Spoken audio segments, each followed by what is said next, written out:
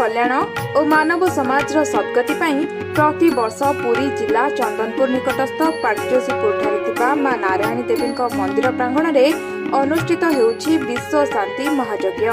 चलित थर मध्य बैशाख शुक्ल पक्ष द्वादशी तिथि 4 दिन धरी अनुष्ठित होइतिला 18तम विश्व शांति महायज्ञ। मे मास 20 तारिख आरंभ होई 23 तारिख शेष होइतिला यज्ञ। प्रथम दिन अंकुरारोपण, द्वितीय दिन कलश जलयात्रा, तृतीय दिन रुद्राभिषेक और चतुर्थ दिन देवी राजोपचार पूजा, पूर्णाहुति और नाम संकीर्तन होइतिला। महायज्ञ रे कर्ता हिसाब रे रविनारायण नंद और सरोजिन नंद जोग देथिले। ग्रामवासी पूर्ण सहयोग रे रविनारायण मिश्र तत्वावधान में महायज्ञ कार्य संपूर्ण होइतिला। 2 दिन धरी एठारे राम लीला अनुष्ठित होइतिला। प्रतिवर्ष